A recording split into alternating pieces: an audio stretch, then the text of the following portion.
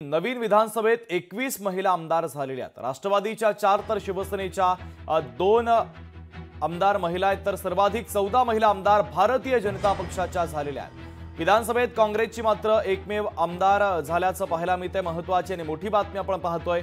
नवीन विधानसभेत 21 महिला आमदार झालेल्या आहेत, तर राष्ट्रवादीच्या 4 तर शिवसेनेच्या 2 महिला आमदार झालेल्या आहेत, तर सर्वाधिक 14 महिला आमदार फक्त भारतीय जनता पक्षामध्ये आहे। विधानसभेत काँग्रेसची मात्र एकमेव महिला आमदार झालेली आहे।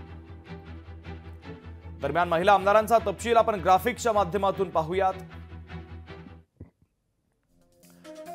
भाजपच्या चिखलीच्या श्वेता महाले, भारतीय जनता पक्षाच्या जिंतूरच्या मेघना बोर्डीकर, भाजपच्या देवयानी फरांदे नाशिक मध्यमधून, सीमा हेरे भाजपच्या नाशिक मध्यमधून,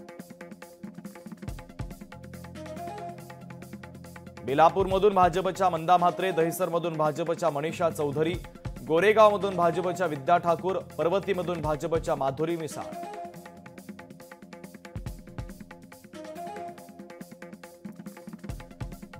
शेवगावमधून मोनिका राजळे, केजमधून भाजपच्या नमिता मुंदडा, भोकरमधून भाजपच्या श्रीजया चव्हाण, कल्याण पूर्वमधून भाजपच्या सुलभा गायकवाड, वसईमधून भाजपच्या स्नेहा पंडित, फुलंब्रीमधून भाजपच्या अनुराधा चव्हाण, साक्रीमधून शिवसेनेच्या मंजुळा गावित आणि कन्नडमधून शिवसेनेच्या संजना जाधव। यासोबतच अमरावतीमधून राष्ट्रवादीच्या सुलभा खोडके, देवळालीमधून राष्ट्रवादीच्या सरोज अहिरे, अणुशक्ती नगरमधून राष्ट्रवादीच्या सना मलिक, श्रीवर्धनमधून राष्ट्रवादीच्या आदिती तटकरे।